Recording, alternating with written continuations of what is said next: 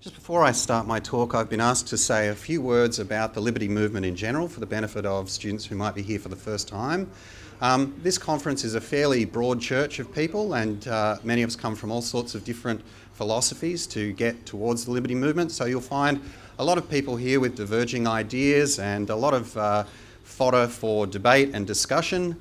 We have people who are very conservative, very anti-conservative, pro-Christian, anti-Christian, pro-minarchy, pro-anarchy, all sorts of people with all sorts of ideas and a great willingness to tell you at length all of their theories and beliefs.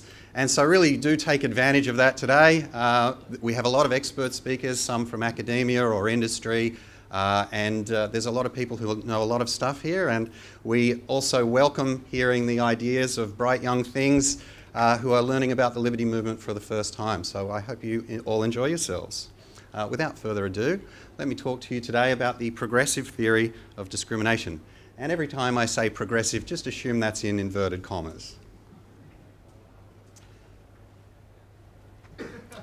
I'll just start by letting you revel in this in all of its progressive glory. So in late 2015, a young woman working at a public university in Britain was exposed by the UK media as a participant in a social media dialogue using this tagline, this hashtag, kill all white men. Confronted about her genocidal ideation in her social media tag, she doubled down and goaded her detractors. Accompanying the story in some newspaper articles was a picture of this young woman posed next to a handwritten sign on a door saying, "No white cis men, please," and holding up a mug marked "Male Tears." Despite use of a tagline containing advocacy of the murder of an entire race-sex group, she maintained that she could not be racist because she is an ethnic minority woman and therefore allegedly incapable of racism or sexism. Now, to the surprise of absolutely no one who hasn't lived under a rock for the last 20 years, it emerged that she held the position of Welfare and Diversity Officer at her university. It also surprised no one when apologists in the progressive media came out in favour of this genocidal tagline and called for solidarity with this young woman. One writer informed her readers that such advocacy for genocide, when contextualised, is perhaps less offensive. Now, the context she offered was that use of this tagline allowed this young woman and other feminists to, quote, express frustration or, quote, reclaim power. Now, the fact that public advocacy of genocide was seen as something to be cynically used as a tool for the explicit acquisition of power, note that this was not seen as a negative, but as context, which supposedly rendered this tagline benign. Another writer, also writing in the same newspaper, which was The Guardian, by the way, explained that she stood by this young woman's use of the genocidal tagline on the basis that, quote, men already have a safe space most of the world. So by this contortion of logic, the presumed excess safety of white men justified advocacy of their mass murder.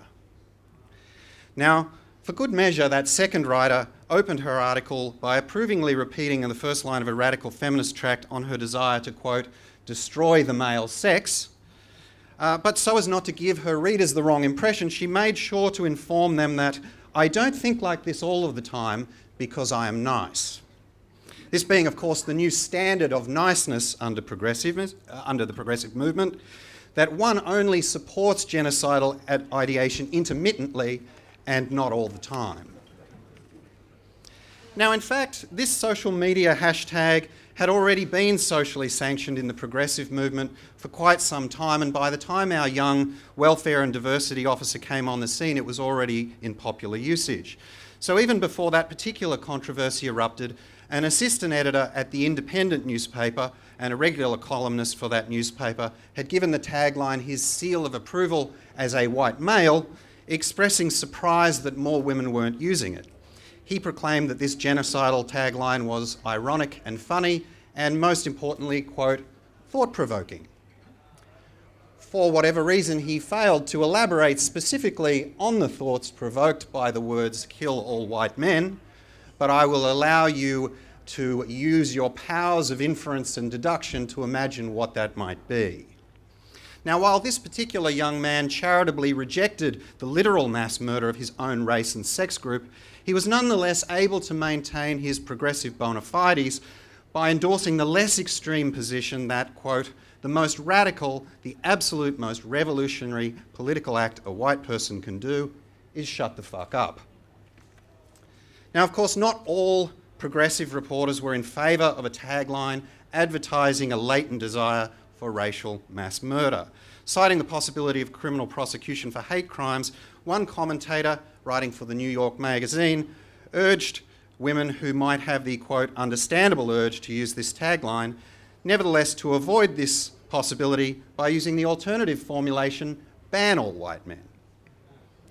Now, under this proposed substitute, the reference to killing would be replaced by the mere desire to ban white men by some unspecified means, and this euphemism would presumably sidestep any messy legal problems. I think it's fair to say, if you have been keeping up with progressive media and reading the kinds of articles that get written in progressive newspapers and progressive academic work, that these kinds of sentiments are now an unexceptional part of that philosophy, and indeed have now become unexceptional political positions in mainstream left-wing media and even infiltrating into political parties. So, for example, at the Values and Visions Summit of the United States Democratic Party's main branch, main as in the state, not their main branch, one of their former candidates, a man called Richard Fockman, gave a talk to attendees, and he had this to say about evidence of rising suicide rates among white males. He said, quote, "You know, today I saw a thing and it said that a lot of men, white men, were committing suicide. And I almost said, yeah, great. And then I thought about it a little more and I thought, well, maybe you shouldn't say that in public." This was a speech he gave to his fellow Democratic Party attendees. Now, although he was good enough to feign some reluctance to state his feelings on this matter, in fact, he was well aware that his elation at the suicides of young white men was really uncontentious within his party, and his views were shared with the members of his audience.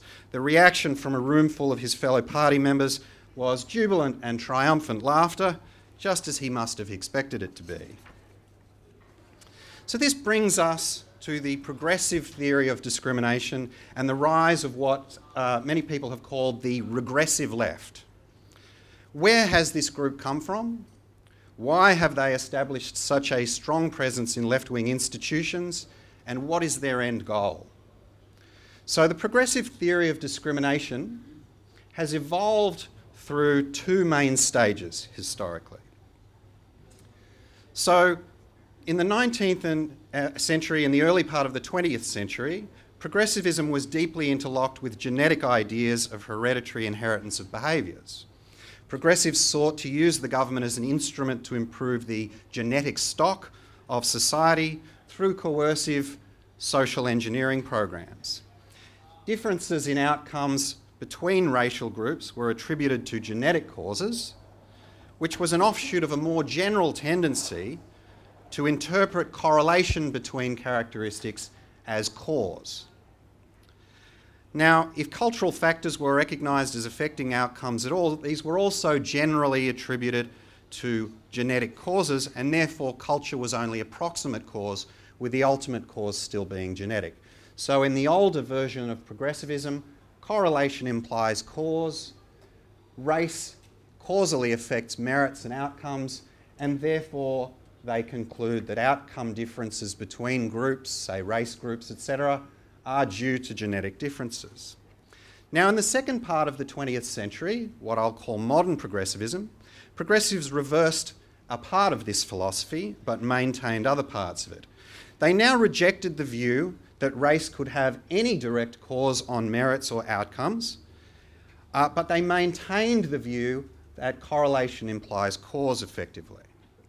Correlation between race and social outcomes was now still interpreted causally, but now through the intermediary of discrimination.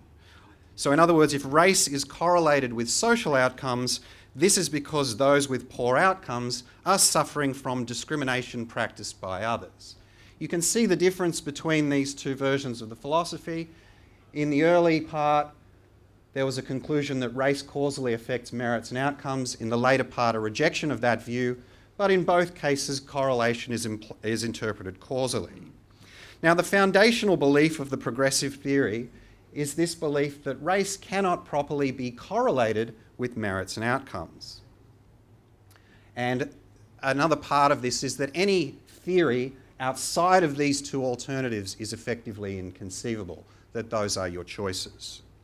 So the foundational belief of the progressive theory, built on the conflation of cause and correlation, is that race is not only a cause of social outcomes, but that it cannot legitimately be, also is not only not a cause of social outcomes, but also cannot legitimately be correlated with social outcomes. So from this foundational belief, progressives build their theory on three axioms.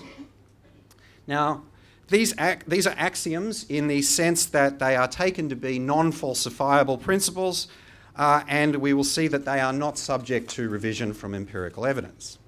So axiom 1 is that discrimination is irrational and unjust, always, that there are no exceptions. Discrimination is always irrational and unjust. This axiom rejects the possibility of any form of rational discrimination, and it asserts that discrimination is a manifestation of bigotry in all cases. Now, this axiom forms the normative basis of the theory. Axiom 2, non-discrimination leads to equal outcome probabilities across groups. This particular axiom asserts that in the absence of discrimination, which under axiom 1, of course, is irrational and unjust, people in any demographic group ought to have equal outcome probabilities in any decision process or social process. In other words, equal probabilities of receiving favourable or unfavourable outcomes in some decision process leading to social outcomes. If underlying outcome probabilities are equal, as asserted by this axiom, then actual outcomes in those processes ought to be expected to depart from equality only to the extent of random statistical variations from an underlying presumed benchmark of equal probabilities. And so outcomes that depart from equality beyond what can be attributed to random sampling variation constitute proof of discrimination, which then in turn constitutes proof of bigotry. Now, this part of the theory constitutes the predictive aspect of the theory and also its counterfactual aspect.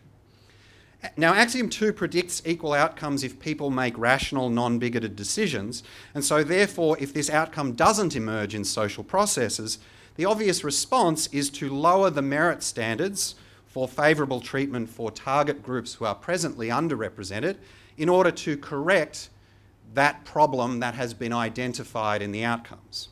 And this raises the probability of a favourable outcome for a target group. And of course, this is the method of affirmative action. So axiom 3 says affirmative action does not lead to perverse incentives or effects and does not lead to lower merit outcomes for the targeted groups. Now, if there is even a lower merit standard under affirmative action for a target group, which progressives may grudgingly concede in some cases, then they will regard that merely as a short-term temporary effect that will be expected to wither away once the target group achieves equality of outcome. And this, of course, constitutes the corrective part of the progressive theory.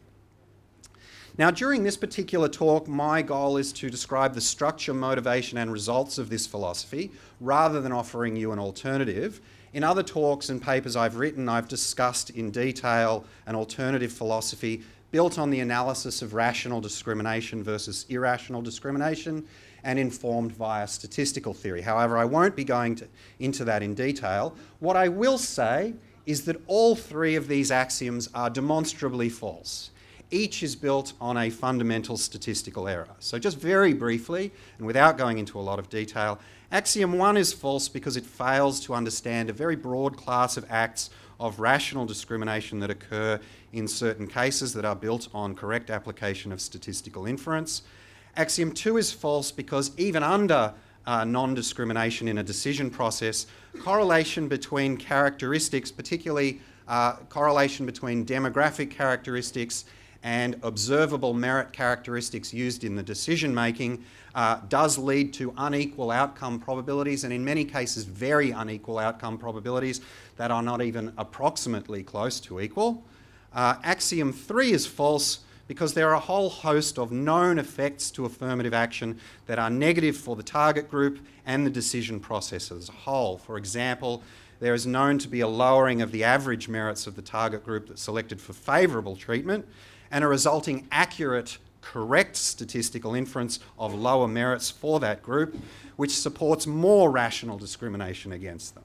There are also various perverse incentives for the target groups, mismatch effects that harm the target group, other non-favoured groups, and the decision process as a whole. Now, I won't say anything more about the incorrectness of these axioms other than that. If you are more interested in an alternative theory, I have given other talks specifically on that topic, but my concern here is merely to describe the progressive theory. Okay, so these axioms are false, but let's say, nonetheless, these are the axioms of the progressive theory. So where do they lead? If you believe these things to be true, what do you do? What should you do if these things are true?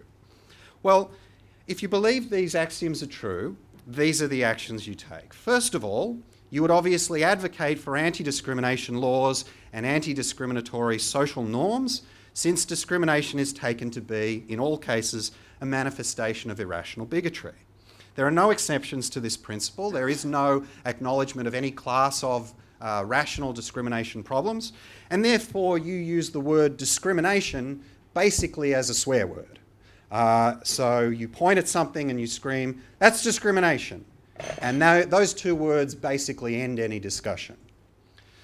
But how do you know if someone is discriminating? Well, you've implemented norms of anti-discrimination, and you've done so quite ferociously, let us say, and now everyone in society is mouthing the right platitudes, and they all say they're not discriminating, heaven forbid. But of course they would say that because they're punished if they don't. And so regardless of what they actually say, you assess whether discrimination is occurring via a predictive counterfactual theory. And so you assess this by looking at outcomes of social processes. You compare outcome proportions with the composition of the host society, the host population in that society.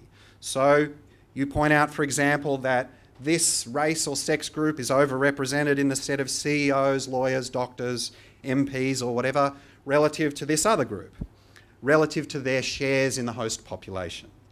And so therefore groups are either over or underrepresented depending on whether their proportions in social outcomes match their proportions in the host population. Now, if you really need to bring out the big guns here, you can then crack out some statistical analysis and do a chi-squared test or a Fisher's exact test on the numbers, and you prove, in inverted commas, that there is discrimination. And basically that shuts up everybody who isn't a statistician, which is most people.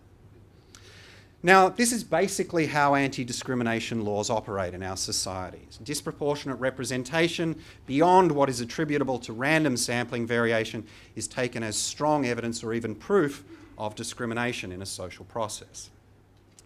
Okay, so if there is underrepresentation, this is proof of discrimination, with a small caveat that the underrepresentation has to be large enough that it's beyond random statistical variation. So naturally you want to correct this, and if people are too recalcitrant to do it themselves, you're going to have to give them a little push, and that push is affirmative action. So this is of course just correcting the existing problems in the outcomes, which under these axioms are caused by irrationality and bigotry anyway. So what you do here is you set goals. They're not quotas. We never implement quotas, never use that word. Heaven forbid, we would never ever think of imposing quotas. We set goals. And then what you do is you basically just slander any social institution that is too far from its goals, slander its leaders, convince people that those institutions and their leaders are bigots until they comply and move closer towards their, quote, goals. And if you do this well, you get all the leaders of these institutions in society basically eating out of your hand and really just falling all over themselves to show how committed they are to equality of outcome in their institutions. And of course, although technically under affirmative action you are encouraging decision makers to draw distinctions between people on the basis of race and sex and so on, and then act on those distinctions to bring about their representation goals, you don't really consider this discrimination because you're just correcting the things that have gone wrong in the initial social process. So you're very clear that axiom 1 is still true, all discrimination is still unjust and bigoted, but what you're doing, it's not real discrimination. And of course, the idea that there is such a thing as reverse discrimination is just an insidious right-wing myth. You've never seen such a thing. Now, if necessary, you can even redefine the terms discrimination and racism to make it lexicographically impossible for certain classes of people to discriminate or be capable of racism. And hence, our young welfare and diversity officer can point to academic literature that makes it literally impossible for her to be conceived of as racist. Now, the result of this is effectively a kind of a caste system, where merit standards applied to each group differ with a view to moving towards equal outcomes. Now, by making the partition of groups more detailed over time, you refine your affirmative action and you approach a more and more perfect equality of outcome. Merit standards for different groups vary based on their present or historical levels of oppression, and so there are different standards of merit and conduct for the assessment of each group, and this is why I say this is effectively a caste system. Now, you call this, as a progressive, you call this the theory of intersectionality, but those nasty right-wingers have uncharitably dubbed it leftist grievance poker.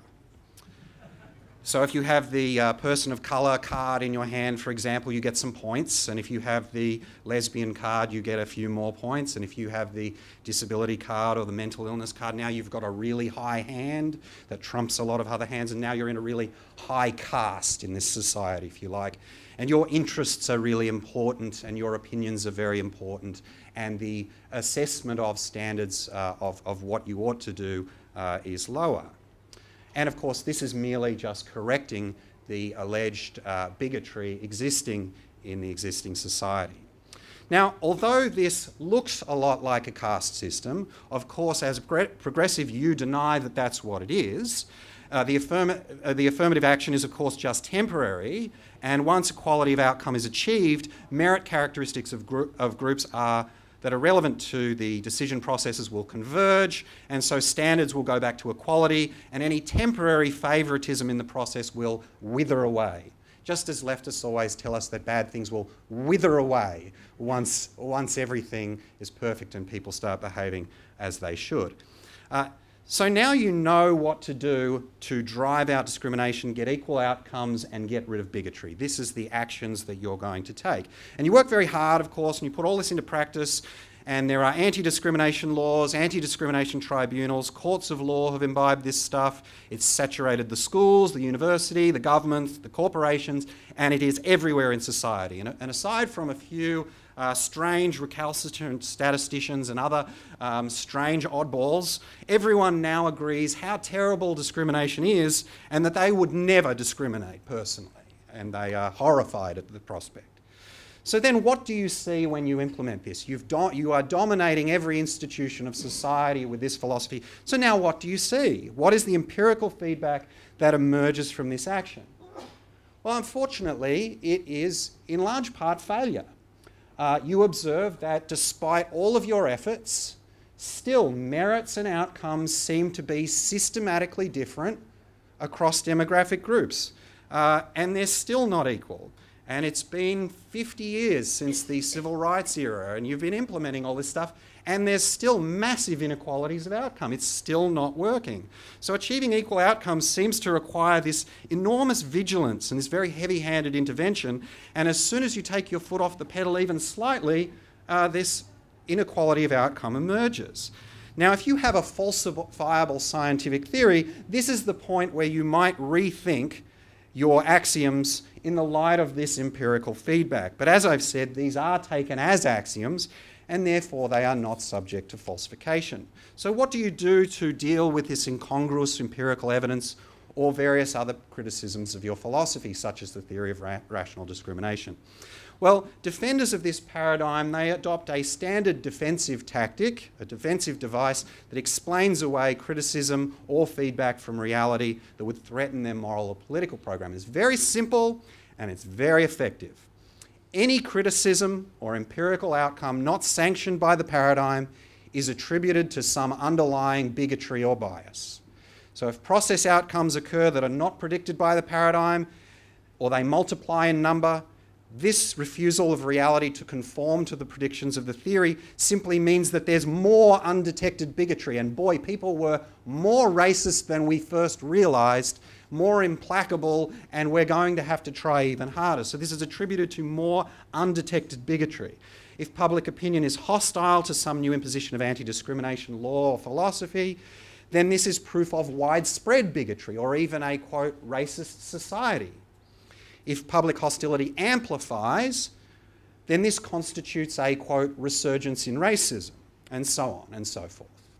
Okay? In short, taking your foundational beliefs and axioms as fixed, any empirical outcome or criticism which could potentially be regarded as falsifying the core assumptions is instead attributed to more and more implacable bigotry ad infinitum. So your conclusion is always that people's racism and discrimination must be causing the unequal outcomes.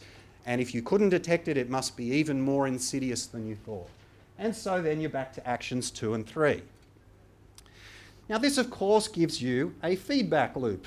You can see the feedback loop in this diagram.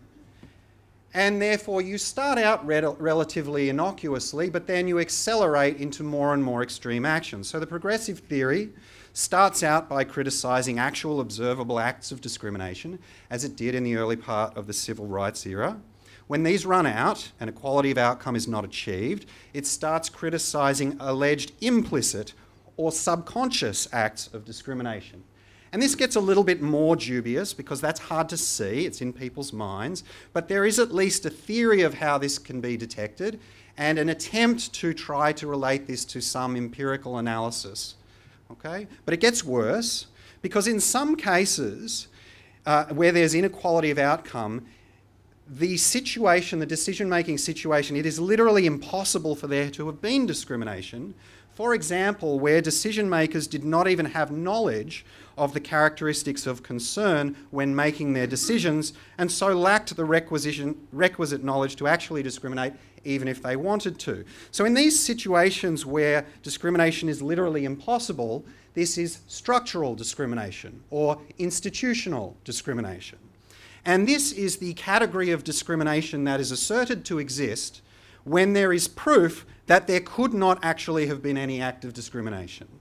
So in academic literature on this, you will read about such things as racism without racists and things like this. That's not a joke, by the way. You will literally read academic papers and books and theories about the resurging structural racism without racists and so on. And this is now asserted to encompass cases where it is explicitly accepted that discrimination, actual acts of discrimination, could not have existed.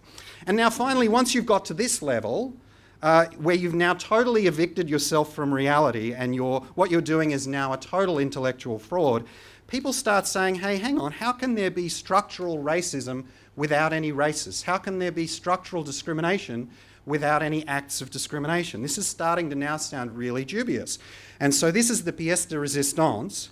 Now the theory says, aha, denying the pervasive nature of racism is itself a form of racism. Okay?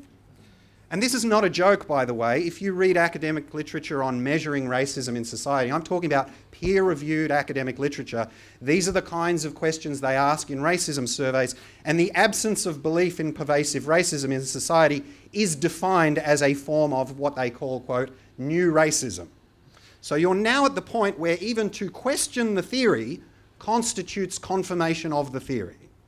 So this feedback loop, where every possible observation or empirical result is taken as confirmation of the theory, and yet the desired outcome has not yet emerged, This explains the inevitable emergence of the regressive left in the broader progressive movement and the gradual transition from relatively innocuous attempts to remove actual acts of discrimination to a gradual transition towards more and more extreme applications of identity politics, race and sex-based hatred, escalation of psychotic rhetoric and slander, even to the point of open genocidal ideation, and the gradual degeneration of intergroup relations engendered by this paradigm, which, by the way, is a feature, not a bug.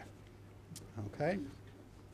Now, once you understand the logical consequences of these axioms of the progressive theory, its non-falsifiability and the feedback loop that engenders, you realise that the regressive left, these are not some unusual aberration from the progressive movement. So the psychopaths that I quoted to you at the early part of this talk, these aren't betrayers of the progressive movement. They are not people who have betrayed or fallen from the wayside of the progressive movement. They are the progressive movement. They are the future of the progressive movement. They are, if you like, its cutting-edge adherents or its vanguard, or if you prefer to look at it the way I look at it, it's reductio ad absurdum. So whether it's the welfare and diversity officer who wants to hashtag kill all white men, or the, quote, anti-racism educator who claims that whites are, quote, recessive genetic defects, or the male feminist who says that whites should, quote, shut the fuck up, himself excluded, of course. This is merely the inevitable logical implementation of this set of axioms. So I hope you have enjoyed learning about the progressive theory, and I hope you enjoy your weekend here. I'm not sure if we'll have time for questions, but I'm happy to chat about this topic ad infinitum. There's also a little feedback loop of my propensity to talk about this outside of this talk, so by all means anyone come and talk to me and hit me with questions, objections, accusations of hideous racism and so on. Thank you very much.